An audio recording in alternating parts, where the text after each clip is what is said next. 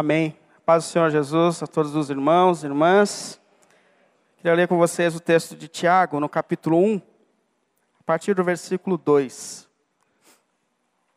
Tiago 1, a partir do versículo 2.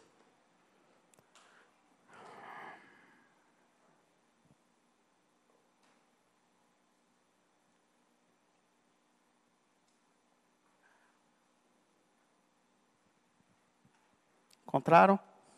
Lá no finalzinho da Bíblia. Versículo 2. Meus irmãos, considerem motivo de grande alegria o fato de passarem por diversas provações. Pois vocês sabem que a prova da sua fé produz perseverança. E a perseverança deve ter ação completa, a fim de que vocês sejam maduros e íntegros, sem que lhes falte coisa alguma. Se algum de vocês tem falta de sabedoria, peça a Deus, que dá a todos livremente, de boa vontade, e lhe será concedida. Peça, porém, com fé, sem duvidar, pois aquele que duvida é semelhante à onda do mar, levado e agitado pelo vento. Não pense tal pessoa que receberá alguma coisa do Senhor, pois tem a mente dividida e é instável em tudo o que faz. O irmão de condição humilde deve orgulhar-se quando estiver em elevada posição. E o rico deve orgulhar-se caso passe a viver em condição humilde, porque o rico passará como a flor do campo, pois o sol se levanta, traz o calor e seca a planta. Cai então a sua flor, e a sua beleza é destruída. Da mesma forma o rico murchará em meio aos seus afazeres. Feliz é o homem que persevera na provação, porque depois de aprovado receberá a coroa da vida, que Deus prometeu aos que o amam. Quando alguém for tentado, jamais deverá dizer, estou sendo tentado por Deus, pois Deus não pode ser tentado pelo mal, e a ninguém tenta. Cada um, porém, é tentado pelo seu próprio mau desejo, sendo por este arrastado e seduzido. Então esse desejo, tendo concebido, dá à luz o pecado, e o pecado, após ter sido consumado, gera morte. Meus amados irmãos, não se deixem enganar. Toda boa dádiva, todo dom perfeito, tudo vem do alto, descendo do Pai das luzes, que não muda como sombras inconstantes. Por sua decisão ele nos gerou, e pela palavra da verdade, a fim de sermos como os que primeiros frutos de tudo que ele criou. Amém. Vamos orar? Deus querido e Pai, a gente não tem como te render graças por tudo quanto o Senhor já tem feito por nós, Senhor. Desse privilégio indescritível de podermos parar nesse santo dia, diante de uma sociedade que não para, que não tem descanso, mas nós estamos aqui prestando os nossos louvores, graças ao Deus da criação, ao Deus da nossa salvação, e nós somos infinitamente gratos por tudo quanto o Senhor já fez e tem feito por nós. E nesse momento, pela Tua graça, Senhor, pelo nome de Jesus, Pai, abençoe nesse momento onde a Sua palavra é ministrada, Senhor. Não há ninguém aqui que conhece mais as nossas mentes e corações, as nossas fases, do que o Senhor. E nós temos certeza de que não há mais ninguém tão interessado em nós como o Senhor. Por isso, fale aos nossos corações, nos direcione, que a Sua voz, movida pelo Teu Espírito, chegue onde ela tem que chegar, e assim nos ajude a nos posicionarmos de maneira coerente diante da vida, Pai. Para a glória do Teu nome, para Teu louvor. Pelo nome de Jesus. Amém.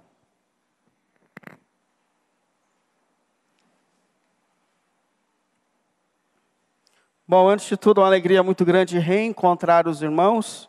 Quem não conhece, eu sou o Willy. Ajudo como pastor lá na IAP Alvorada, em Guarulhos. Vim aqui, acho que não faz muito tempo não, né? Alguns meses, mas é muito bom reencontrá-los. Hoje eu trouxe comigo a minha esposa, minha mãe, o meu filho. A gente veio com o carro cheio hoje, graças a Deus. E é muito bom revê-los. A gente conversava ontem sobre o que falar hoje com os irmãos, levando em conta que a gente está no fim do ano. Eu não sei se só para mim, mas esse ano parece que passou muito rápido. Quando eu percebi, quando eu estava fazendo a série para o mês de novembro, eu pensei, mês que vem é dezembro, ou seja, o ano acabou. Passou rápido. E normalmente a gente chega nessa fase do ano, às vezes, um tanto quanto cansados, porque a gente faz tanto plano para o começo do ano, tantas coisas acontecem que tiram a gente muitas vezes daquele foco, daquele plano, e às vezes a gente tem dificuldade de lidar com as circunstâncias que vêm da vida sobre nós. Então eu pensei em falar sobre como tirar o melhor mesmo dos momentos difíceis que nos desafiam. Essa palavra eu fiz quando nós fizemos lá na nossa igreja uma série que a gente chamou de resiliência, que é uma palavra que está bastante no auge nos nossos tempos, né?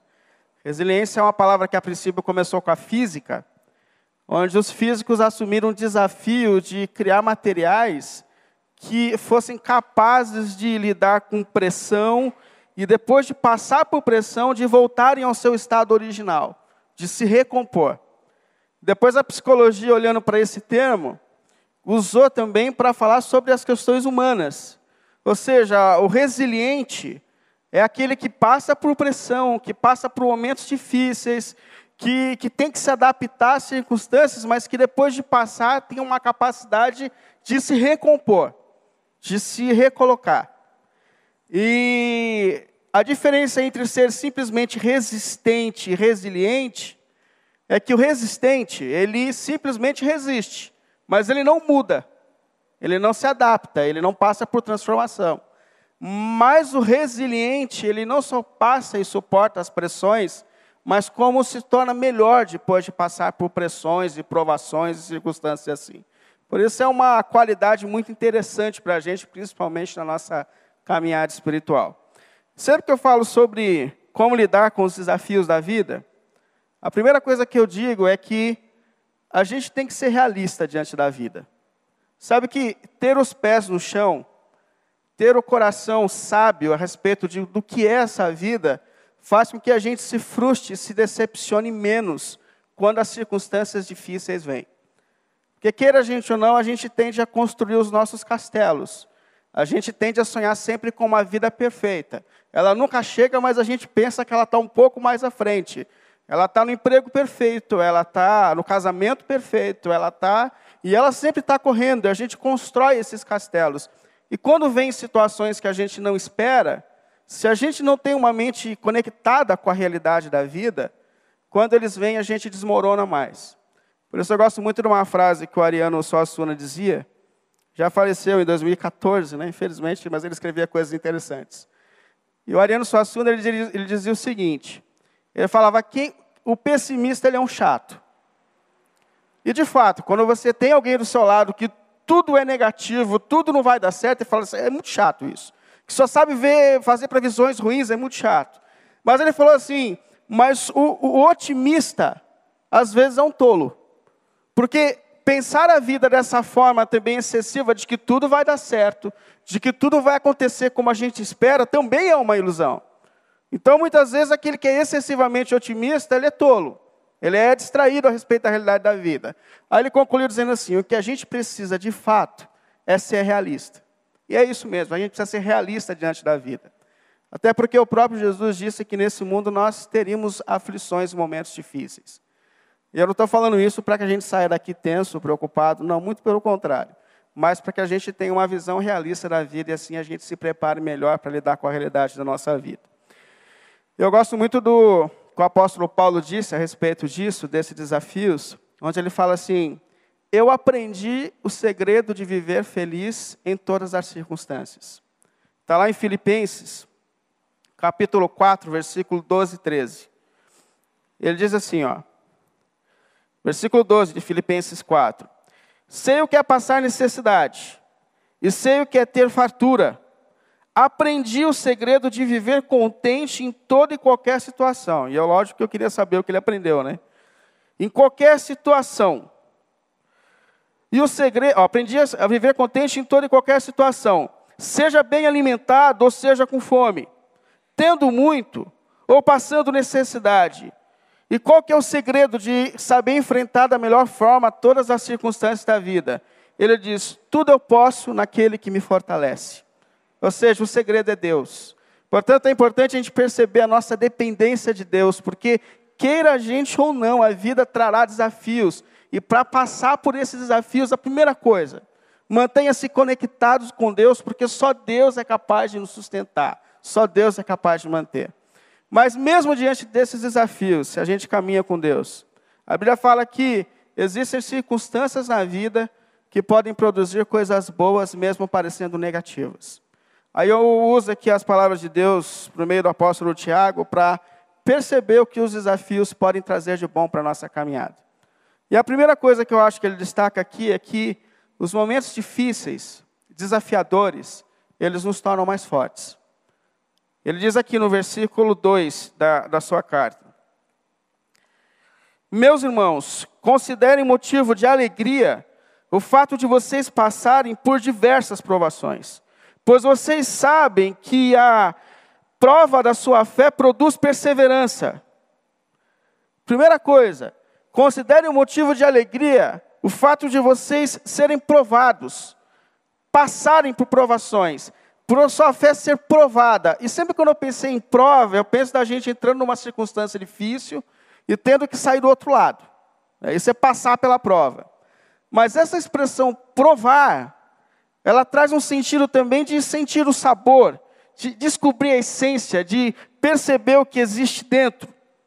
Sabe uma laranja que você pega na mão e você fala assim, está doce ou não está doce? E sabe que existe laranja amarga, vocês já viram isso? Lembro que na Vila Ré, quando eu cresci, tinha uma senhora que tinha um pé enorme, um monte de pé de laranja, e um desses pés era um pé de laranja amarga. Ela falava que servia para fazer doce, porque para consumo não tinha a menor condição, ela era horrível. Então, para a gente descobrir se é uma laranja amarga, e às vezes a gente só descobria porque pegava do chão e não sabia que ela era amarga e descobria só colocando na boca. Para descobrir se ela é azeda, para descobrir se ela é doce, a gente tem que cortar e a gente tem que espremer e a gente tem que sentir o suco. E é fato que, às vezes, as circunstâncias desafiadoras da nossa vida nos espremem, nos apertam, ao ponto da gente perceber o que existe na nossa essência, dentro de nós. Eu confesso que, em muitos momentos desafiadores que eu passei na minha vida, eu fiquei assustado com as minhas desordens, com o quanto eu estava despreparado para enfrentar os desafios da vida.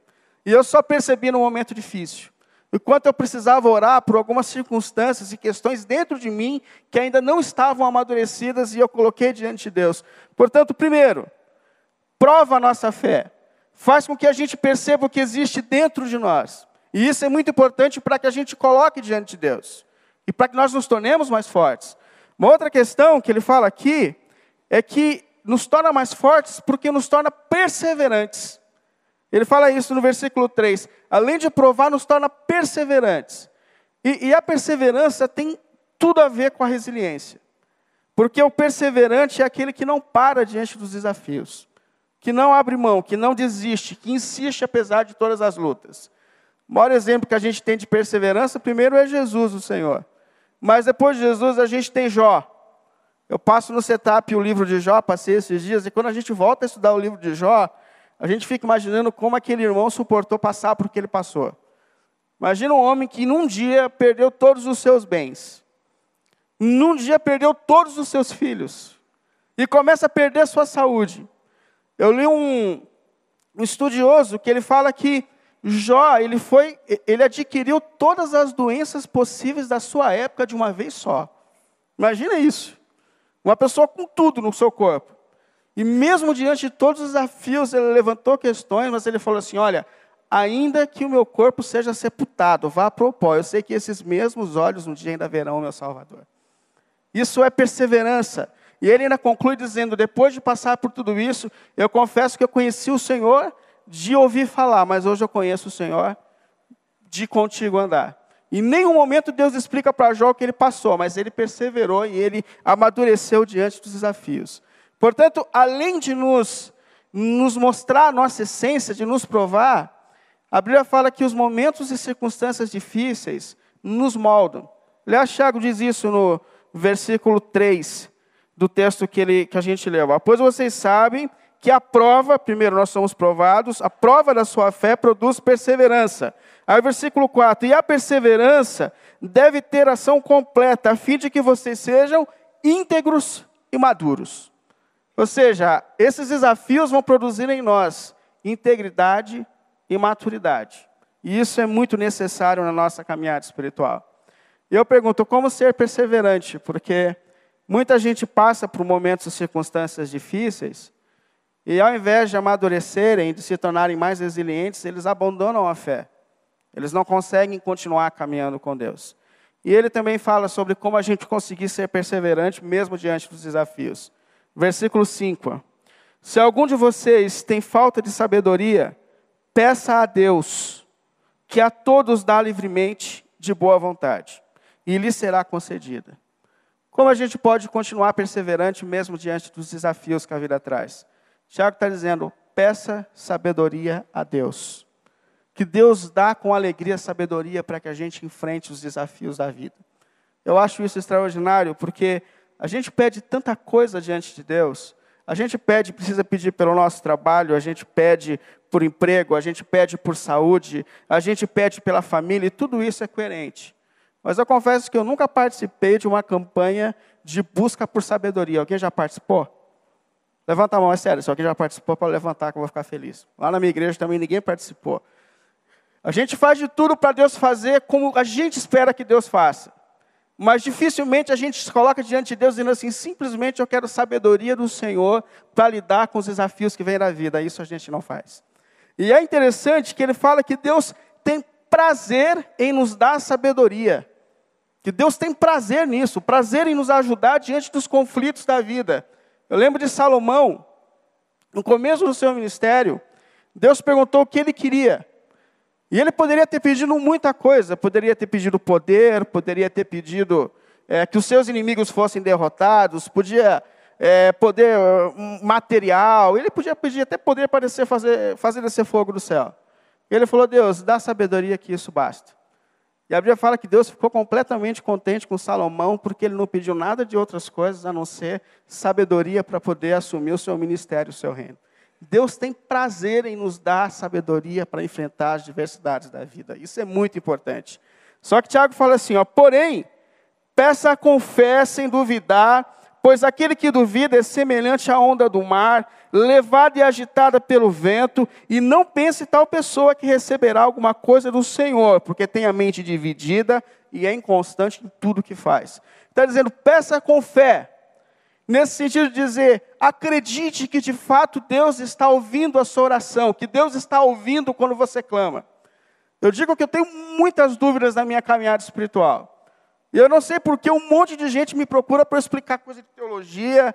Eu não sei porque a pessoa me procura o tempo todo. Eu gosto porque me desafia, né? Mas chega a gente com algumas questões que eu falo, meu Deus do céu, irmão, de onde você tirou isso? Me dá um tempo para eu poder estudar e me organizar a respeito disso, porque eu não sei ainda. Então, um monte de coisa para responder ainda. Mas entre as minhas dúvidas, eu tenho plena certeza de que Deus escuta as nossas orações. Deus escuta quando a gente se ajoelha e pede ajuda. Que Deus participa das nossas lutas. Que essa expressão do salmista dizendo, ainda que eu passe pelo vale da sombra da morte, eu sei que o Senhor está comigo, que o Senhor é minha força, que o Senhor me sustenta.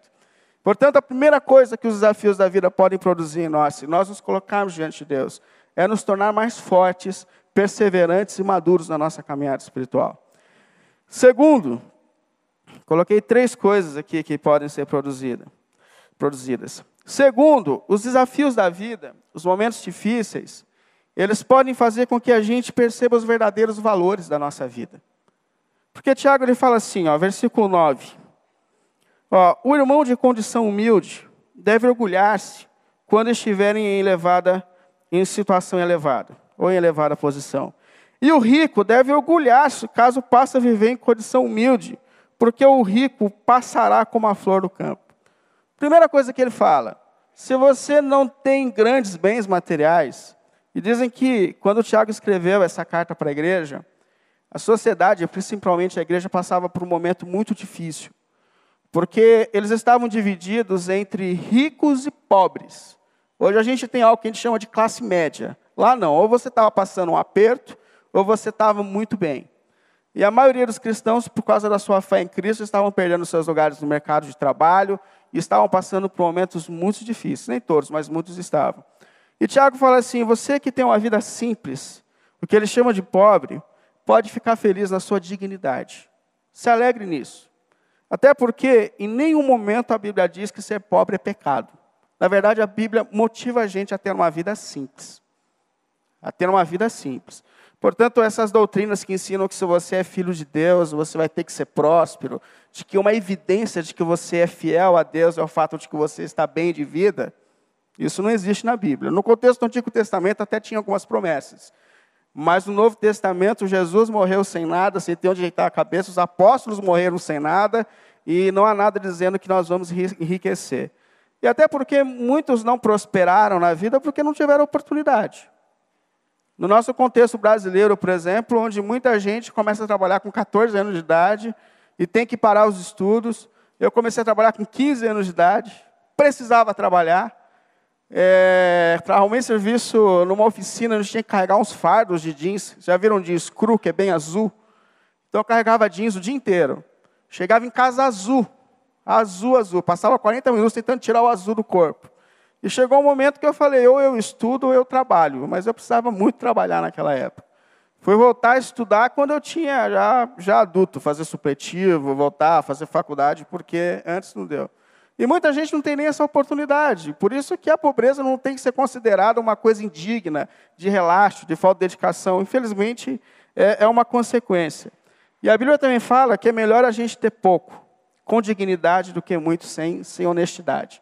Portanto, isso não é um problema. E Jesus também falou que a honra de um ser humano, de um homem, de uma mulher, não se mede pelos bens que ela possui. Portanto, não tem problema. Você que tem uma vida simples, Tiago está dizendo, fique feliz porque você é uma pessoa digna. Mas aí ele fala para aqueles que estão bem, para os ricos. Versículos 10, a partir do 10 aqui, ele fala assim, ó. E o rico deve orgulhar-se caso passe a viver em condição humilde. Porque o rico passará como a flor do campo, pois o sol se levanta, traz o calor e seca a planta. Cai então a sua flor e a sua beleza é destruída. Da mesma forma, o rico murchará em meio a todos os seus afazeres. Sabe que é uma tendência nossa de achar que quem vive bem de vida, quem está bem, e graças a Deus por isso, tem mais valor do que aqueles que têm menos. Aliás, o apóstolo Tiago, se você ler depois do capítulo 2 em diante, ele trata justamente isso com essa igreja. Ele fala, chega alguém rico na igreja, você pega ele pela mão, coloca ele no primeiro banco. E se chega alguém pobre, vocês falam assim, arruma um lugarzinho lá no fundo, ó, te vira.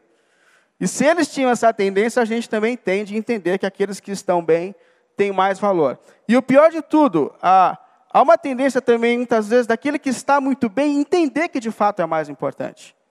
Eu li uma vez a biografia de um empresário famoso, brasileiro, e ele contou que ele se tornou tão arrogante com a riqueza dele, tão arrogante, que ele não dava mais seta no carro dele. Porque ele falou que ele não tinha que dar satisfação da vida dele para ninguém. Se eu for para a esquerda é problema meu, se eu for para a direita é problema meu. Aí um dia ele foi sequestrado. Ele falou que quando estava no cativeiro, ele falou, eu sou um miserável. Sou um ser humano como qualquer outro, estou sujeito a todas as coisas. Aí voltou a dar seta no carro, pediu desculpa e voltou a respeitar a sociedade. E ele fala assim, ó, quem está bem, não se esqueça de uma coisa, gente, tudo vai passar. As coisas vão passar, essa vida vai passar. Nada disso a gente vai levar para um novo céu, para uma nova terra. Por isso que Jesus fala, gente, construam tesouros, trabalhem por tesouros celestiais. Lá ninguém toma de você. Inclusive, Jesus chama a gente a perceber os valores verdadeiros da vida. Por exemplo, amar mais, investir mais nos seus bons relacionamentos. Isso é o que tem valor para o reino de Deus. Sabe, apreciar as coisas simples da vida. Jesus um dia mandou a gente olhar para as flores. Pensa, a gente olhando para a Ferrari, e falou, não, gente, olha para as plantas. Olha para as coisas que Deus criou, olha para os pássaros. Aprender a aproveitar as fases da vida. Eu tenho um filho de 4 anos de idade, vai fazer 5. E eu me assusto, porque ele cresce rápido demais. Ontem ele foi tomar banho, a mãe dele falou assim, olha, você está tendo muito pesadelo, é bom você orar, é bom a gente orar. Ele falou, deixa que eu vou orar sozinho. Aí saiu do banheiro, nunca fez isso. Eu estava no escritório estudando, aí ele entrou procurando um lugar assim para orar. Eu falei, você vai usar a minha cadeira? Porque eu viro a minha cadeira e oro na cadeira, né? Ele falou, presta aí, pai. Aí ajoelhou, falei, posso ajoelhar com você? Ele falou assim, pode. Aí deu uma apertadinha assim, coube os dois. Aí eu falei assim, quem ora, eu ou você? Ele falou, eu. E aí eu fechei o olho, né? Só que não saiu nada. Eu falei, ou ele está orando em espírito, como diz o apóstolo Paulo, né? Que é entre ele e Deus, ou ele não está orando. Mas aí eu abri um olho assim, só olhei, ele estava só mexendo os lábios, né? Aí eu falei, você não quer orar alto para o papai ouvir o que você está dizendo? Ele falou, tá bom. E eu esse mês agora passei por um momento difícil de saúde, porque eu descobri que eu tenho ácido úrico alto. E eu não sabia disso, é uma herança que minha mãe deixou para a gente, que veio do meu avô. E meu organismo produz muito ácido úrico, e ele estava afetando as ligações do meu corpo, e ele afetou a ligação do meu dedo do pé com o pé. E é uma dor terrível. Eu acordei um domingo de manhã com uma dor, e eu passei um mês sem conseguir relar o meu pé no chão. Estava terrível, terrível, terrível. Ontem eu fui ao médico de novo. E aí ele falou assim, tá, eu vou orar para você ver, para você ouvir, né? E ele falou assim, Senhor Jesus, ajuda meu pai a melhorar o pé dele. Porque a gente é amigo. Ele falou, porque a gente é amigo e eu quero que ele fique bom porque ele é o meu melhor amigo. Meu melhor amigo está doente, então ajuda ele. Eu não sei, mas eu acordei bem hoje. Então eu estou achando que... Coloquei até outras áreas para ele orar agora na minha vida, porque está dando certo, está ouvindo mais do que as minhas, né? Mas a verdade é que, muitas vezes, esses momentos difíceis, eles despertam a gente para os verdadeiros valores da vida. As fases estão passando, os momentos estão passando, a inocência está passando, e às vezes a gente está tão preocupado com tantas e tantas coisas que a gente perde essa sensibilidade. Inclusive, livra também a gente dos nossos falsos ídolos, porque, queira a gente ou não, a gente tem os nossos apegos excessivos. É trabalho em excesso, é uma ideia que existe dentro de todos nós de que o dinheiro vai trazer a segurança que a gente tanto procura. Essa época do corpo perfeito, é essa época da carreira perfeita, e a gente está tão ocupado com tantas coisas, e de repente, quando a gente passa por um momento desafiador, a gente lembra que é em Deus que nós vivemos, nos movemos e existimos. Que é Ele que sustenta a gente a cada momento e a cada fase da vida, e desperta a gente para os verdadeiros valores que de fato a vida tem. E por fim, os momentos difíceis, eles podem ser bons para a gente, podem nos tornar mais fortes, mais resilientes, porque ele faz com que a gente perceba as nossas fraquezas, as nossas desordens. Tiago diz assim, a partir do versículo 13, quando alguém for tentado, jamais deverá dizer, eu estou sendo tentado por Deus, pois Deus não pode ser tentado pelo mal, e a ninguém tenta. Cada um, porém, é tentado pelo seu próprio mau desejo, sendo por este arrastado e seduzido. Então, esse desejo, tendo concebido, dá à luz o pecado, e o pecado, após ter sido consumado, gera a morte. O que ele está dizendo aqui é a respeito de tentações e provações. Eu não sei se vocês já meditaram sobre a diferença que há nessas duas questões. A prova, ela normalmente vem de fora para dentro. Ou seja, veio, não foi você que necessariamente causou, e você não percebeu e aconteceu. Eu acordei no domingo de manhã e descobri que eu não podia trabalhar. E eu tinha uma agenda cheia de trabalho, cheia de pregações. Eu falei, meu Deus do céu, e eu não conseguia. Eu preguei o primeiro sábado do mês com o pé descalçado do sapato, porque meu pé não entrava no sapato. E não podia me mexer. O irmão que filmou falou que eu preguei a pregação toda apoiado na perna esquerda. Eu falei, então pega só da cabeça para cima, né? E eu não imaginava que isso ia acontecer. Veio. Isso é uma aprovação, é uma fase, é uma circunstância da vida, mas ela sempre vem de fora. É o desemprego, é um acidente que acontece e você não esperava. São provas da vida. Agora, a tentação, ela vem de dentro para fora. Ela tem a ver com as nossas desordens, com as nossas paixões e com os nossos desejos. O exemplo é você estar numa empresa e você descobre que há um caminho para ganhar dinheiro mais fácil. Aí começa uma luta dentro de você, pego ou não pego, faço ou não faço. E na verdade a gente enfrenta muitos tipos de tentações, a gente sabe disso. Há muitas desordens dentro de nós. E a palavra de Deus, ela tem uma questão que ela chama a gente para responsabilidade diante das tentações. Porque ele fala assim, olha, não diga, quando você for tentado, que a culpa é de Deus. Que essa desordem dentro de você é culpa de Deus. Não diga isso. E eu digo, né? E também não diga que é o diabo só. Porque eu já vi muita gente se entregar a questões sérias, a cometer pecados sérios e falar, não, esse é o diabo, agora eu conheci o diabo. Não, irmão, você se conheceu. Porque a desordem está dentro de nós. E Deus está dizendo, assuma a sua responsabilidade, não terceirize, não faça isso. Inclusive, Tiago está dizendo aqui que essas desordens, que tanto nos cercam, elas ganham poder num caminho que ela faz dentro de nós. Ele fala, olha, primeiro, Você vê como algo que foi gestado, e ele está nascendo, ele está sendo produzido até o momento de dar luz. Ou seja, começa nas áreas superiores da nossa vida, começa nos nossos pensamentos, e a gente tem que lutar com os nossos pensamentos, começa nos nossos olhares, e a gente tem que olhar contra os nossos olhares, contra aquilo que a gente vê, acessa, começa nos nossos desejos ordenados, que a gente precisa dizer, esse desejo não é meu. Esse desejo não deve se estabelecer na minha vida. Mas se a gente não faz isso, aí já era. Desce para o nosso coração. E quando desce para o nosso coração, passa a governar as nossas atitudes. Aí Tiago fala assim, assuma a sua responsabilidade. Assuma que você precisa lutar contra isso. Assuma. Aliás, também assuma os seus pecados. Porque eu acho extraordinário perceber que o nosso maior problema com o pecado não é o pecado em si. É a nossa falta de capacidade de assumir as nossas desordens. Isso é uma coisa que a gente herdou desde Adão e Eva, que quando pecaram contra Deus, a primeira coisa que eles fizeram foi arrumar uma roupa para esconder a vergonha da sua nudez. E a primeira coisa que eles deveriam ter feito é ter se jogado aos pés de Deus, dizendo, nós pecamos, tenha misericórdia da gente. E infelizmente essa atitude de encontrar culpados, de terceirizar a nossa responsabilidade, reina em nós até hoje. Mas se a gente se aproximar de Deus, a Bíblia fala que Deus é fiel e justo para nos perdoar. Aquele que encobre as suas transgressões não prospera, mas aquele que confessa e deixa, esse alcança misericórdia. Por isso Deus está dizendo, seja honesto a respeito das suas desordens. Porque quando nós somos honestos diante das provações, das tentações, Deus ele é fiel e justo para nos sustentar, para nos perdoar e para nos colocar em pé de novo e para nos tornar mais fortes. E isso é muito importante. E eu concluo, de fato, confirmando que esses momentos desafiadores da nossa vida podem sim produzir coisas boas dentro de nós. Inclusive podem nos aproximar de Deus. Eu tenho uma pequena empresa com a minha família há muitos anos. E assim, a gente não ganha dinheiro, mas também não passa muito aperto, entendeu? Não muito aperto. Mas a gente tem uma vida, graças a Deus, que não falta nada, assim, que dá para comer um lanche do McDonald's uma vez por semana, dá para a gente comer. E meu filho tem uma vida boa, graças a Deus. E em 2017 estava aquele tempo que a gente só falava de crise, vocês lembram? É crise, é tempo de crise. Eu lembro que esse tempo de crise, ele atingiu a gente de uma maneira muito forte em 2017. Normalmente, do meio do ano para frente, o nosso trabalho ele dá uma caída por causa de umas questões do tempo. Mas assim, chegou julho, foi ruim. Aí nós dissemos assim, não, a mês que vem melhora, sempre melhora no próximo mês, né? Mas chegou agosto, junho, julho, agosto. Agosto foi pior, na verdade agosto foi bem pior.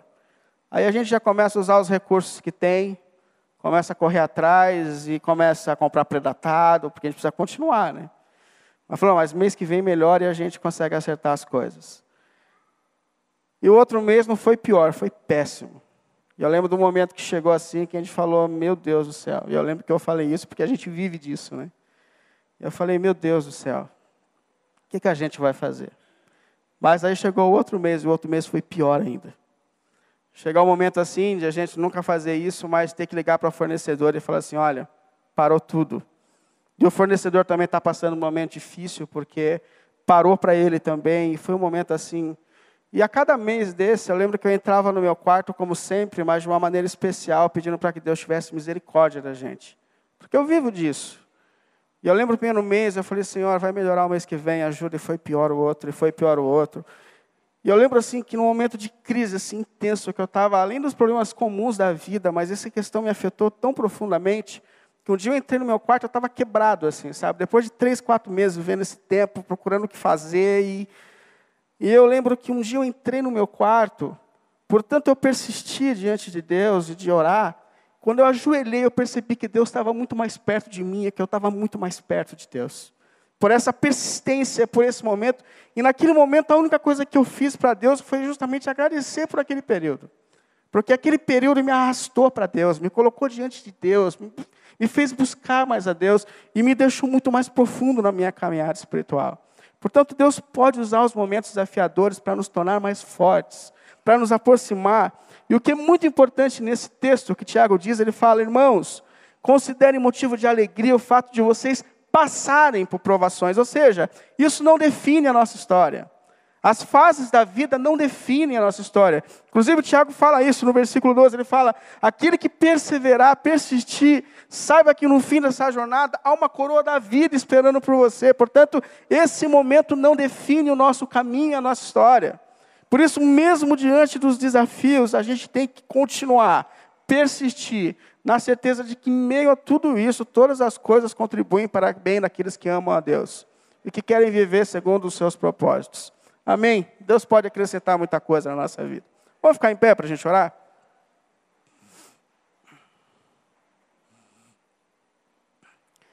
Pai querido, em nome de Jesus, nós te agradecemos por tudo, Senhor. Em nossas fraquezas e desordens, mas com a certeza de que o Senhor está no nosso lado, em cada momento, em cada circunstância dessa vida, Senhor. Eu não conheço a luta dos meus irmãos, eu não conheço a fase em que eles estão vivendo, o Senhor conhece as minhas lutas, mas nesse momento, Pai, com a certeza de que o Senhor está envolvido em tudo na nossa vida, Senhor. Manifeste a sua mão sustentadora sobre nós, Senhor. Visite aqueles que estão passando por um momento de fraqueza, de luta.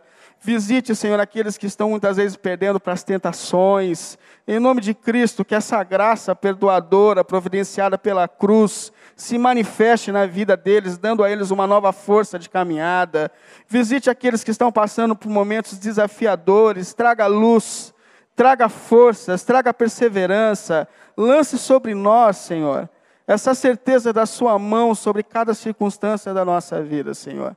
E que no fim dessa jornada, Senhor, a gente perceba que, de fato, todas as coisas estão contribuindo para o nosso crescimento e amadurecimento. Pelo nome de Jesus, para a tua glória, Senhor. Amém.